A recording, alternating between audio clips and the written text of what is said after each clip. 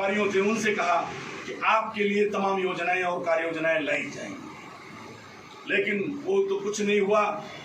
ना कोई bullet train चली, ना कोई मॉडर्न सिटी बनी, ना गरीबों का कोई दुख दर्द दूर हुआ।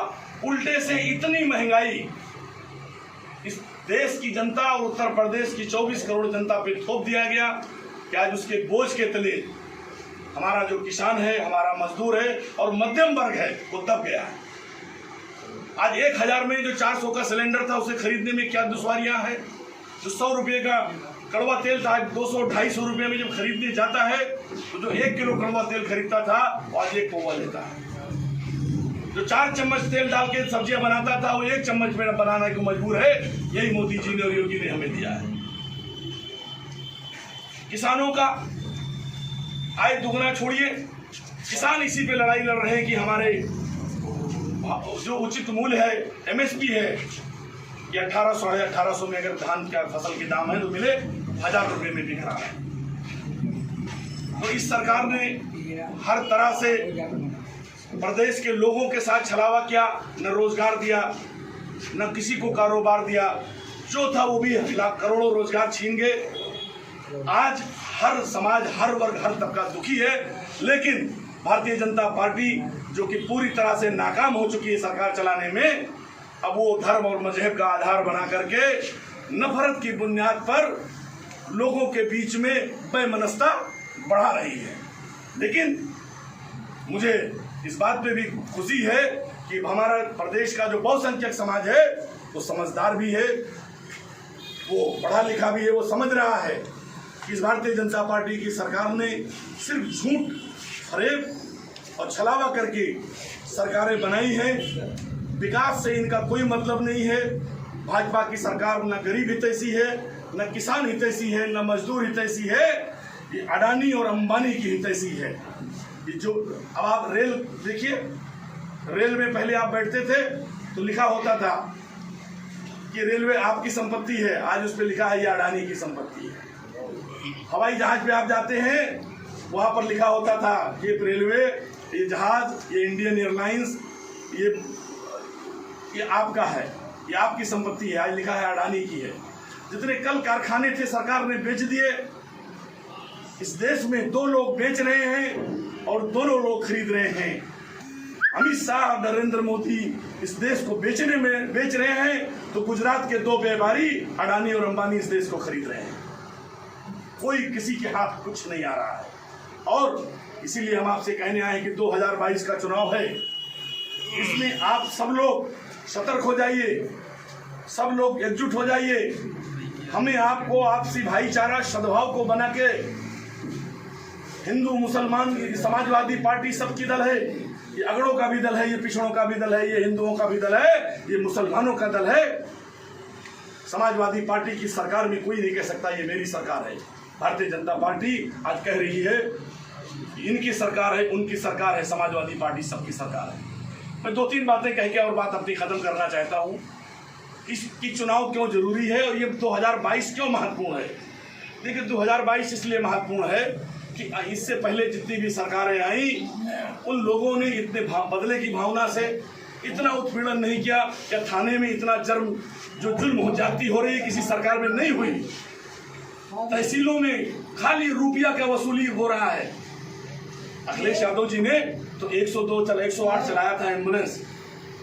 आज अगर कोरोना में वो ना होता, तो जब भाई और बाप को उठाने को जब कोरोना में नहीं तैयार था, लोग अंत्येष्टि देने को नहीं तैयार थे, लोग जनाजे में जाने को तैयार नहीं थे, तब अखिलेश की दी हुई 108 की एम्बुलेंस आपको अस्पताल ले जाती थी।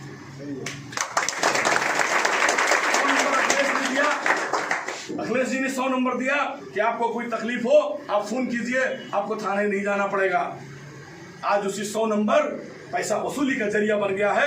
अगर 100 नंबर पहुंच गई तो बगैर 2000 लिए, अगर आप तकलीफ कंप्लेंट की हो तो वो 2000 ली तो वापस आई, है ना। तो ये फर्क है। क्योंकि अखिलेश यादव की समाजवादी की सोच गरीबों की सोच थी, मजदूरों के लिए काम करना, मध्यम वर्ग के लिए काम करना, किसानों के काम करना। ये सरकार सिर्फ बदले भावना से काम करती है। आजम खान साहब का क्या गुनाह है। उन्होंने एक पढ़ने के लिए एक यूनिवर्सिटी बना दी, एक कॉलेज बनाया, भाजपा को तकलीफ हुआ, 100 करोड़ मुकदमे लाभ दिए।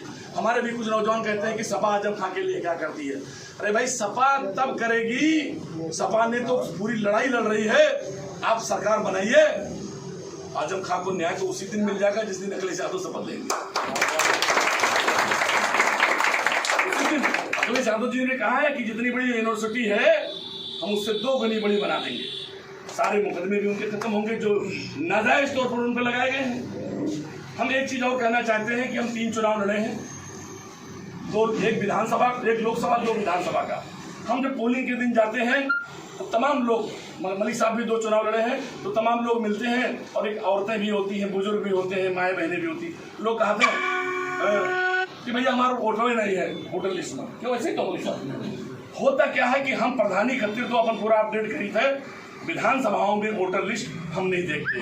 भारतीय जनता पार्टी का कार्यकर्ता चालाक होता है, वो अपना वोट बढ़ा लेता है और आपका घटा भी देता है, आप जाने नहीं पाओ। तो पोलिंग के दिन जब लौट के आयो तो 4 जन के वोट रहा, मायूस होकर घरे लौटे तो वो डारे नहीं कि पता नहीं हमरो ना हो। आप सब लोग एक वोट को पहचानिए, वोटर लिस्ट को सही कीजिए। और प्रधानी में तो वोट आप 70% डाला तो विधायक में 30%, ये नहीं होगा।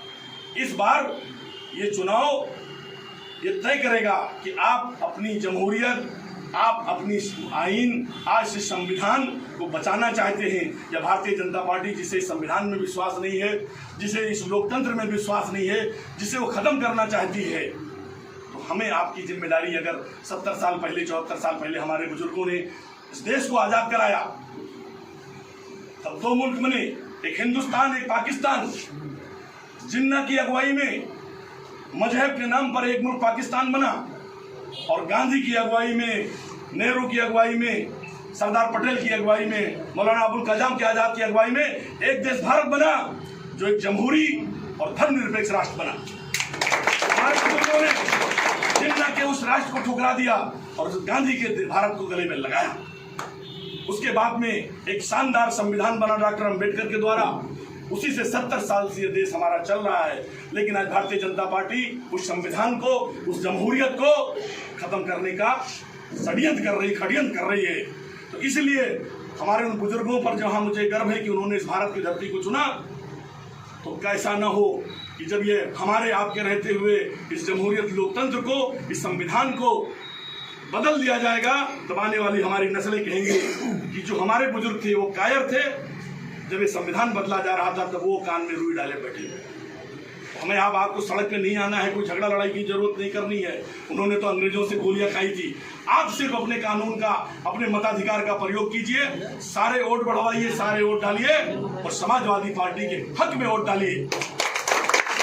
विधानसभा से समाजवादी पार्टी के विधायक को बना करके सदन में भेजिए। सरकार तो समाजवादी पार्टी की बन रही है, लेकिन अगर आपका विधायक नहीं जीतेगा तो आपकी समस्याएं, आपकी विकास, आपके तमाम कामों से आप वंचित रह जाएंगे। इसलिए समाजवादी पार्टी की सरकार बनाना भी जरूरी है और यहाँ से विधायक बनाना भी जरूरी है। इसीलिए यहाँ से जो विधायक होगा वो आपका काम करेगा, आपकी खिदमत करेगा, आपकी सेवा करेगा, आपके दुख सुख में रहेगा। मैं मसूद खां भी गोंडा मुख्यालय पे हूँ, आप तमाम लोग हमारे घर आए गए हैं। हम भी आपके हर दुख सुख में शरीक रहेंगे, लेकिन आप सब लोग समाजवादी पार्टी के साथ खड़े होकर के समाजवादी पार्टी को किसी उसके जिताइए और भारी बहुमत से यहाँ के विधायक को जिताइएगा। बहुत बहुत शुक्रिया।